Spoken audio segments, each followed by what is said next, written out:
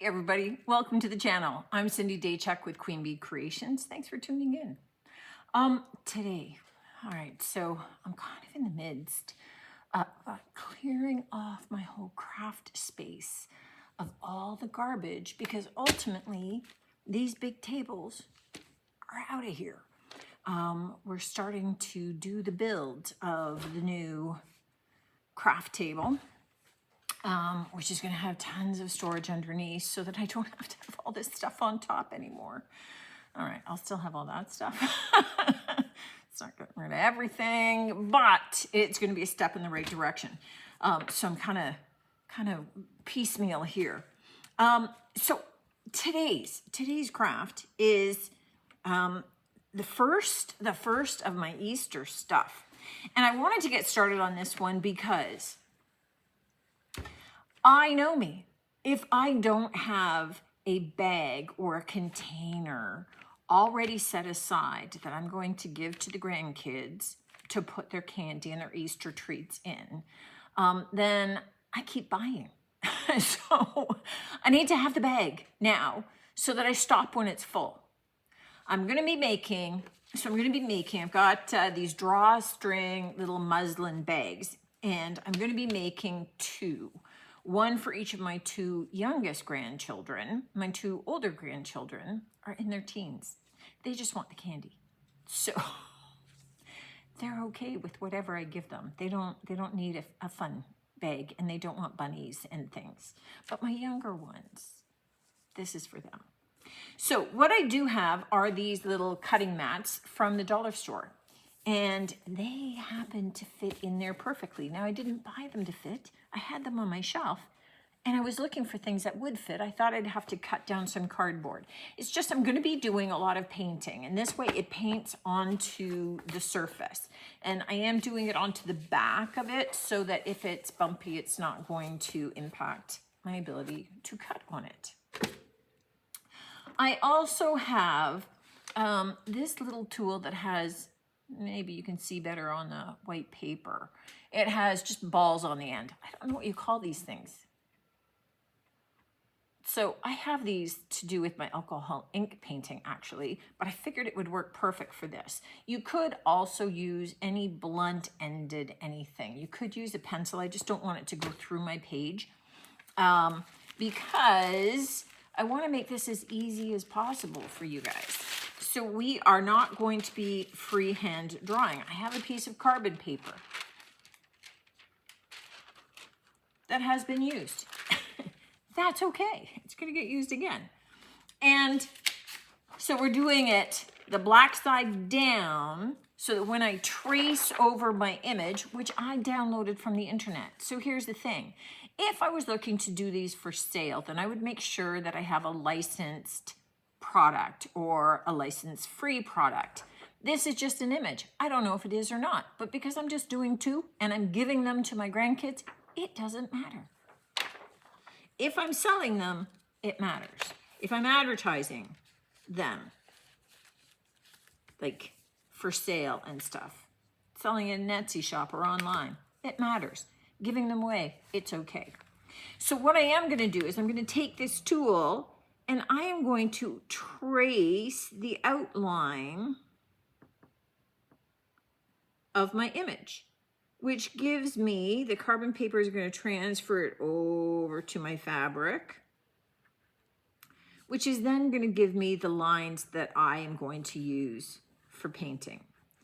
Now, this is really a one and done craft.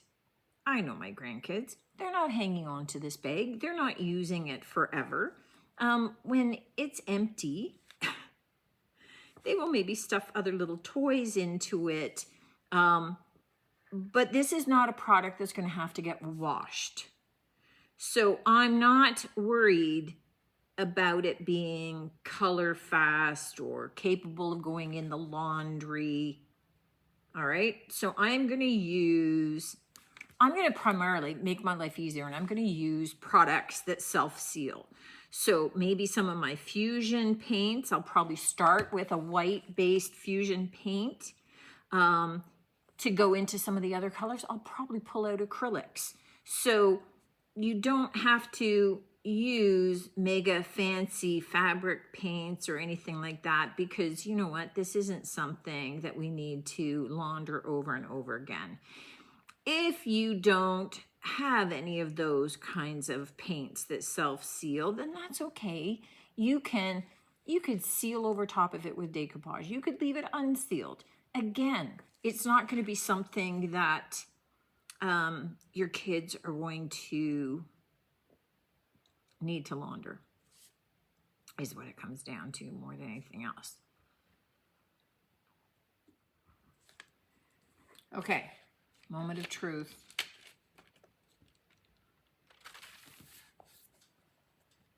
There's my image. So it gives me nice little paint within the lines. Now, when I go to paint it, I'm probably going to paint over top of all those details. I probably didn't have to put those in. But I can actually lay that over top again and trace over it, or I'll just use it as a template and freehand it. I wanted to do 2 different ones. So this one is an egg with a happy Easter in it. And it doesn't go fully to my edges, so I'm going to use it as a base, but then I'm going to kind of, when I start to paint, freehand. I'm not going to copy out these letters. I'm going to do something different when I get to that, just to make my life a little easier. So I'm just going to trace this one, and then we'll come back and carry on. All right, so that's my other design. For those of you that are really quick and following along in detail, you may have caught that when I started tracing my design, I actually had forgotten to put the carbon paper in between, which when I traced the whole design and went and lifted my paper and realized that, I may have said a bad word, and then I had to do it again. So try and remember to put your carbon paper in, but don't despair if you don't, because it happens. And I just did it. So to start with, I am going to start by painting elements. Oh, I just dropped this by mistake. Well, I don't think we'd ever try and drop a whole thing of paint on purpose. I started shaking it from the lid, and the lid wasn't really attached, and luckily, that plastic stayed attached really well. Did I put my elbow in it? No, thank goodness. It's just one of those days, apparently. That's the way it goes. Okay, so I'm going to hang on to those just to be able to see my details. And I'm going to take my white paint. I'm using Fusion Casement as my base, just so that I have my white bunny. And I'm going to do solely following my lines. And I still have my cutting board in between, so that my paint, if it seeps through, which it probably will, it's going to reach my cutting board, not the other side of my muslin. So what I'm going to do is paint everything that's going to be white, and let it dry before I carry on. So I'm going to do most of the bunny in white. I'm going to do the egg white. That makes sense. And this is where I'm going to put that banding, is where I'm going to put the Happy Easter. And because this one's for my granddaughter, she's a little older. She's not super old, but she's mature. So she's not so much a bunny. So I figure a nice egg with flowers and things is cool for her. It still lets her be a kid, but she can feel a little bit more grown up and superior to her brother, which will make her feel happy. All right, so let me get the white painted. And really, you're just coloring in the lines, preferably on this one, guys. Okay, this one, which is for my granddaughter, pink and purple are her favorite colors. I just wanted to come back quickly on this one because I'm still in the midst of painting, and show 2 things, really. One, and let me do this first. is, remember we had the big Happy Easter across here and I didn't do it. It's because I knew I was going to be painting that band and I just wouldn't see through it at all. So the only trick here is that I do want to make sure that I'm kind of lined up. That when I go to do it, it's going to be in the middle of that band. So I'm just checking side to side. And then for this one, I will do my whole outlining again. This time I remembered my carbon paper, and we'll get this one all outlined. Now, you could, of course, have simply, okay, whew, made it. You could, of course, have simply used a stamp to be able to provide the outlined letters. But I wanted to show you today how to be able to do something like this with minimal amount of equipment. So if you don't have fancy stamps, then you could do this. If you don't have carbon paper and you don't want to run out and buy any carbon paper, what you can do is take a graphite pencil, so your normal pencil, and just run this over the back of your picture, wherever you're going to want that impression to come through. And then that graphite, as you start to outline, is going to work the same as the carbon paper. A little bit more work, but it works. Now, I did want to show you, as I'm going to paint these in, obviously, and we'll come back to it. But what I wanted to just show is a quick tip, a little quick thing. I want to put a yellow dot in the center of all of my flowers. So I am just taking the back of a pencil, so the flat edge of a pencil, and I'm just going to use it to do my dots, to do my circles.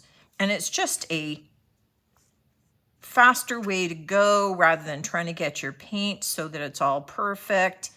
And it's going to kind of give me the circle that I need.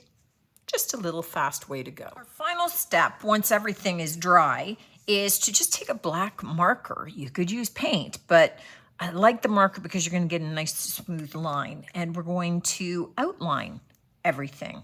So the nice thing here, I just want my little cheat sheet to remind me, is that we do have